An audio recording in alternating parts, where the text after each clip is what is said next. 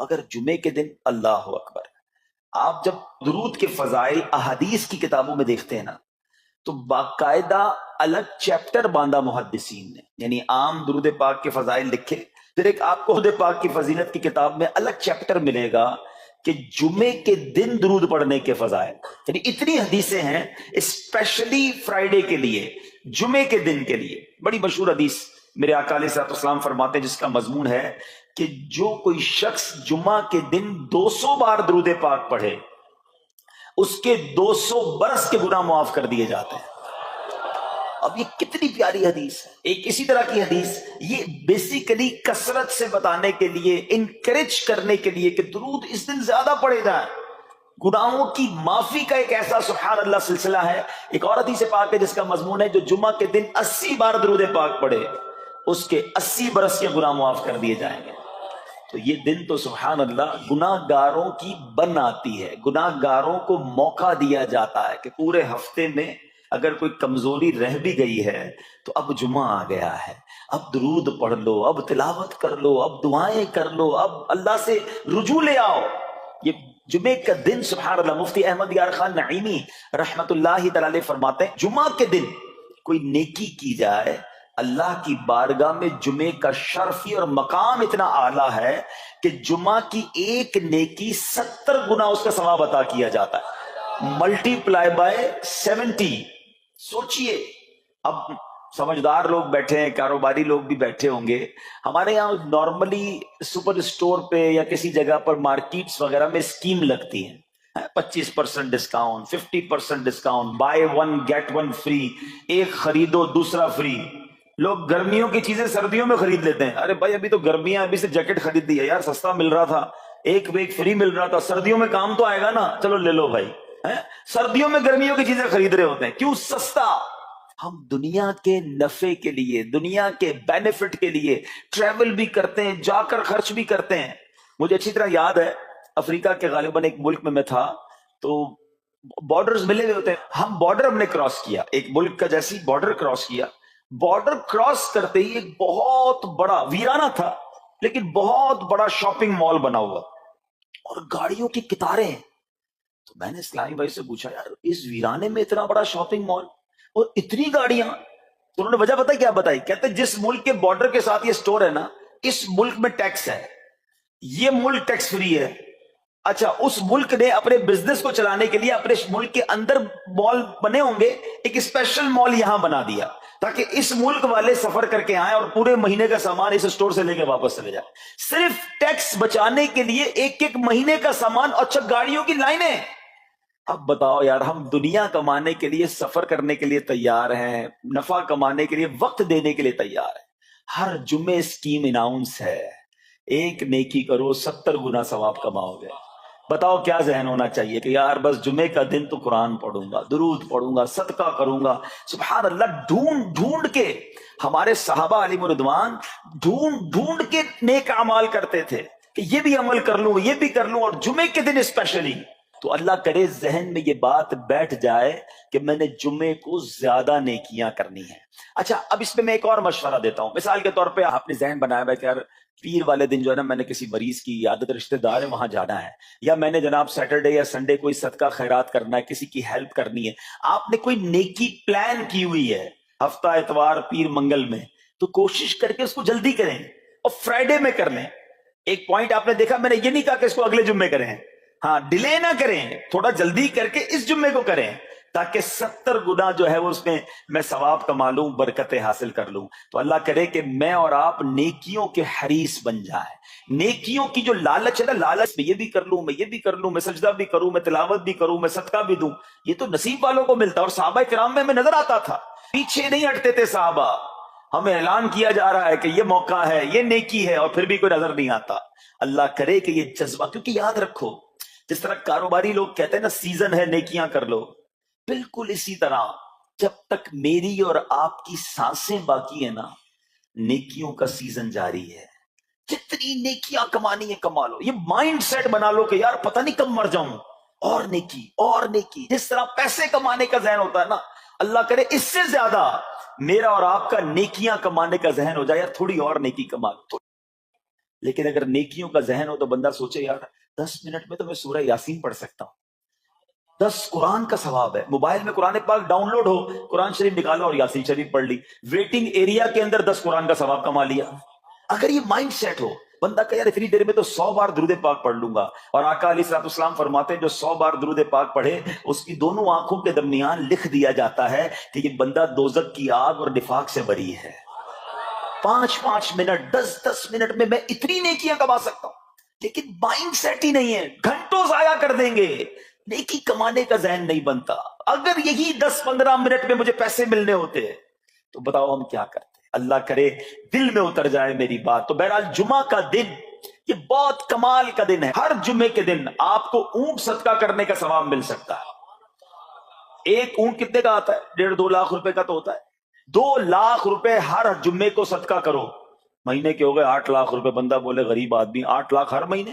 جی جناب، ہر مہینے 8 لاکھ کم و بیش آپ صدقہ کرنے کا ثواب کما سکتے ہیں۔ کیسے؟ کتنا آسان۔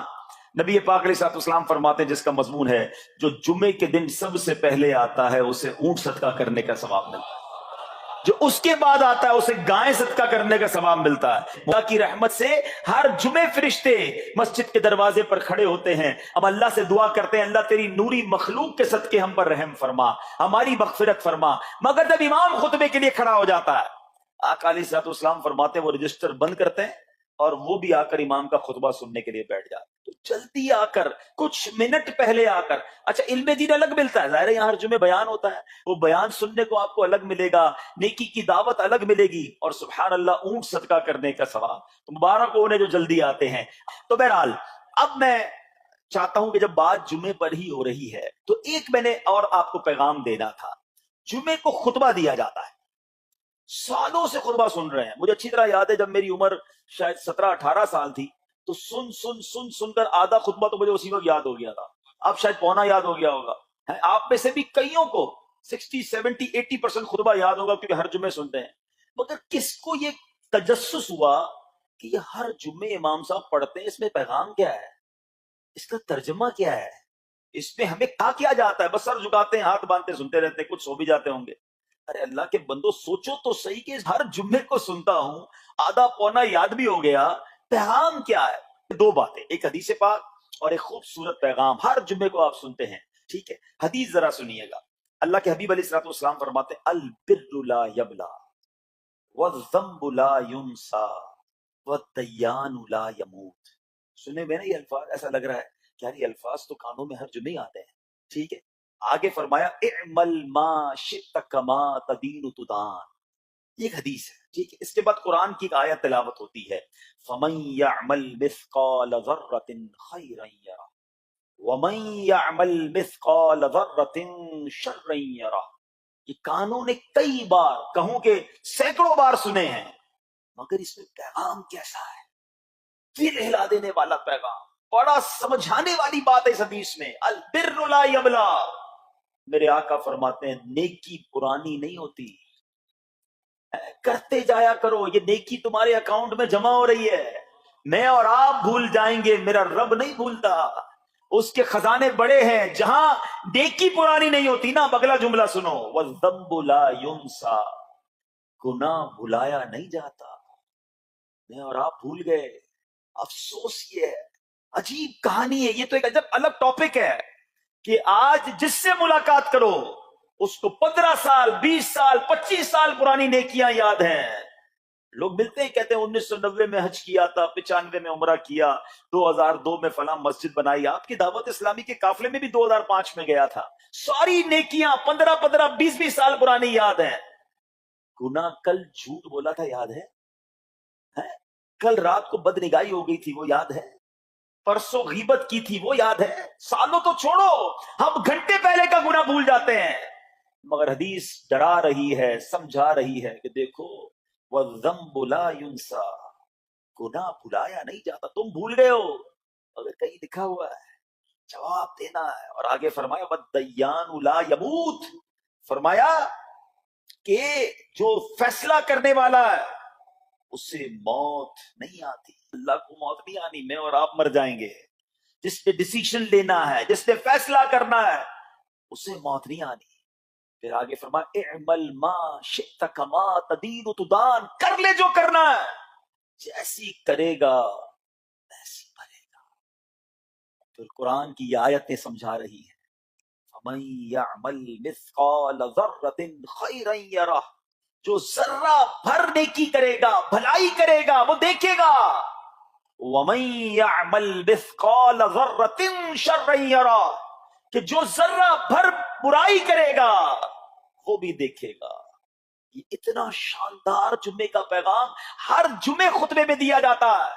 اللہ کرے یہ دل کی گہرائیوں میں اتر جائے، دروازہ بند کر کے، اندھیرا کر کے، اکیلے میں گناہ کرنے والا سوچے کہ ٹھیک ہے دنیا میں کوئی نہیں دیکھ رہا مگر میرا رب دیکھ رہا ہے، مجھے اس ذرہ بھر گناہ کا بھی جواب دینا پڑے گا۔ لوگ کہتے چھوٹی سی بات ہے یار، چھوٹا سا گناہ ہے، ٹھیک ہے چلتا ہے، سبھی تو کرتے ہیں۔ نہیں جناب، وہ نقطہ نواز ہے، وہ معاف کرنے پہ آئے تو 100 بندوں کے قاتل کو معاف کر دے، اور وہ پکڑنے پہ آئے تو ایک نقطے پر پکڑ فرما دے۔ ہمیں ڈرنا ہوگا، ہمیں خوف اپنے دل میں طاری کرنا ہوگا، کیونکہ یہ گناہ میری آخرت میں میری پکڑ کا سبب بن سکتے ہیں۔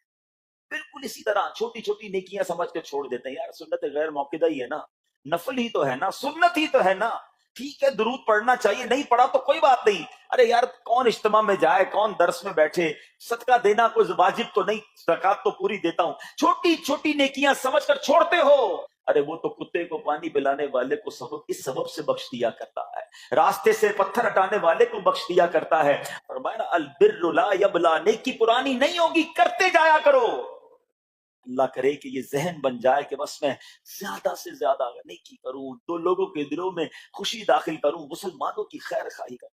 اس ایک ہی حدیث پر، ان آیتوں پر میں مزید بھی بہت بات کر سکتا ہوں، لیکن میں نے اشارہ دیا کہ ضرور اس پر توجہ دیں۔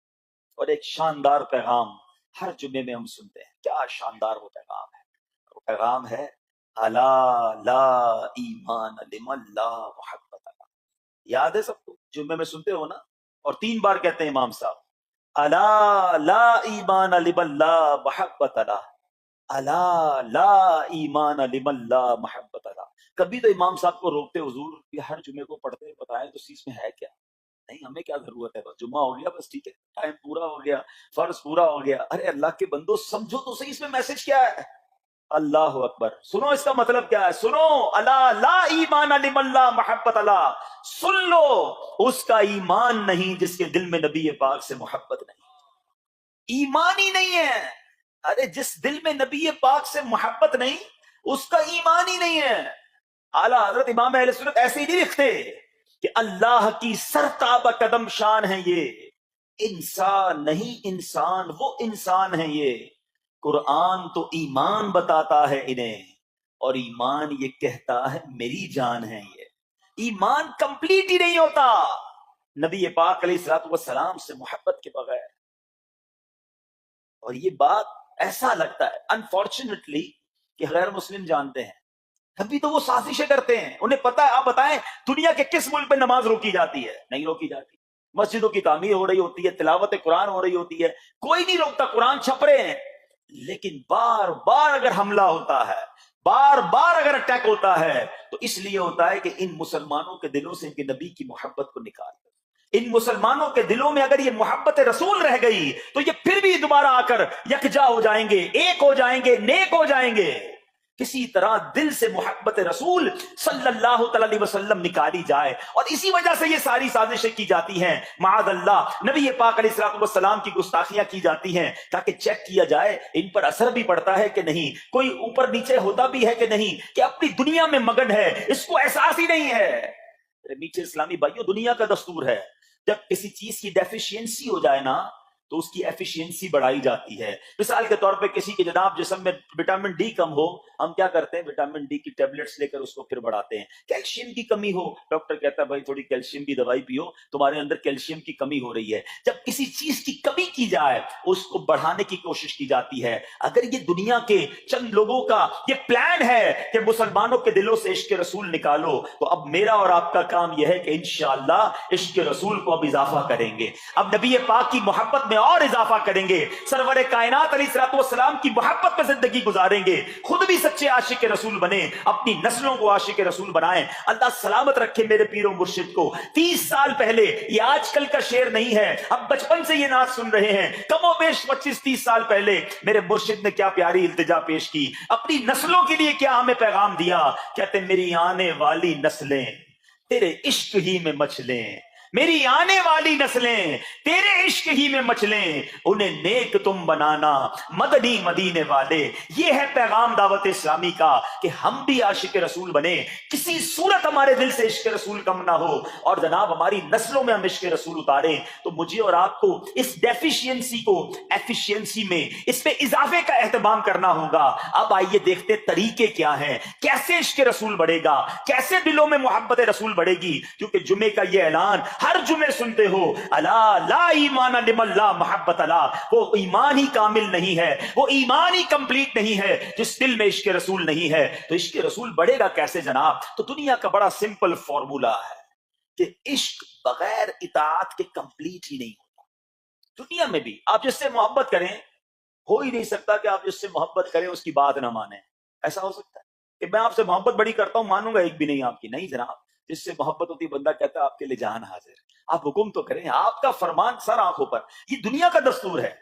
تو اگر آپ واقعی نبی پاک سے محبت کرتے ہیں یا سچے عاشق رسول بننا چاہتے ہیں, تو پھر فرمان رسول پر عمل کرنا ہوگا, نبی پاک کے طریقے پر عمل کرنا ہوگا, اطاعت رسول کرنی ہوگی, تبھی آپ سچے عاشق رسول کہلائیں گے. یہ ہو نہیں سکتا کہ ایک طرف تو میں نعرہ لگاؤں کہ غلامی رسول میں موت بھی قبول ہے, اور دوسری طرف نبی پاک کا طریقہ قبول نہ ہو, نہ سچ قبول ہو, نہ مسلمانوں کی خیر خواہی قبول ہو, معاذ اللہ, نہ سنتیں قبول ہو, نہ نماز قبول ہو.